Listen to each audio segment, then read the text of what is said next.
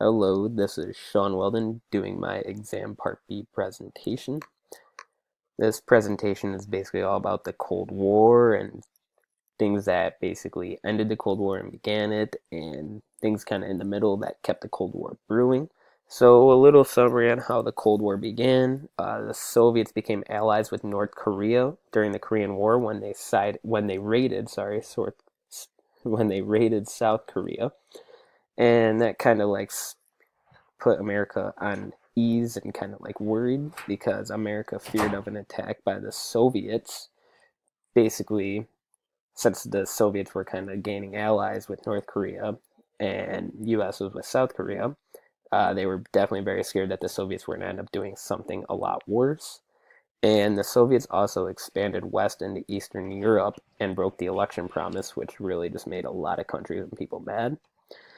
And kind of just a little bit on how World War II ended.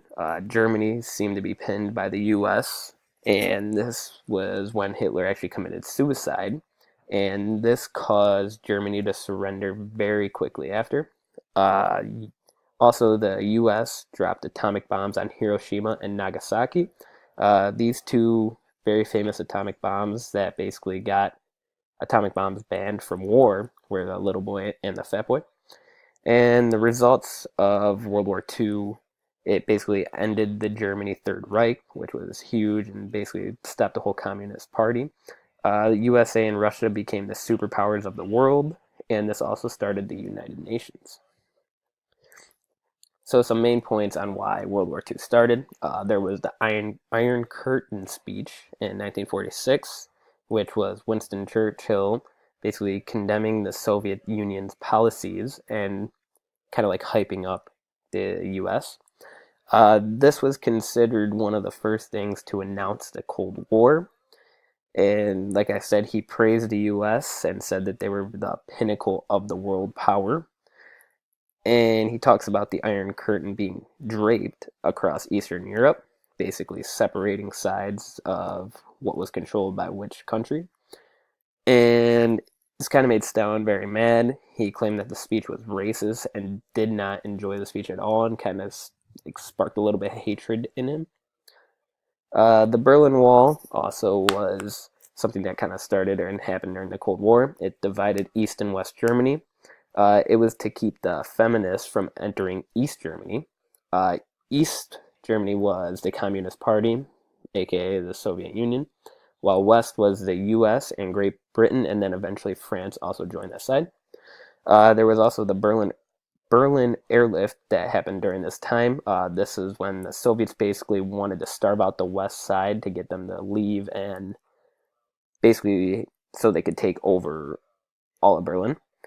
This lasted for over a year, and U.S. dropped about 2.3 million supplies. The Soviets ended up calling off the blockade, and it officially ended. The Berlin Wall officially ended in 1989. And another thing was the Marshall Plan. This was from 1948 to 1951. It was basically a European recovery program that was started by the United Nations. It was about 13 billion in finance to help Europe recover. The Soviet Union did not agree with this at all, and it kind of made them a lot more angrier, as a lot of things did for the Soviets, and made them want to keep fighting in the Cold War, and basically tried to just take out anything in their way. And also during this time was the Korean War. It started around June 25th, 1950. It was obviously between North and South Korea.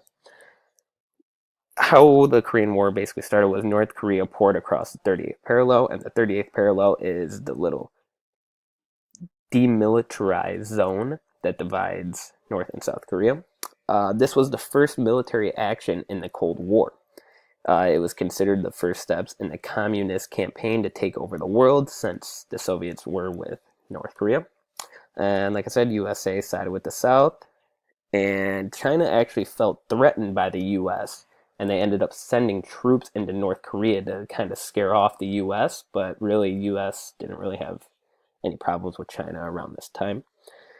And North and South Korea still have a lot of problems to this day, even though many things have changed and Kim Jong Un is going crazy.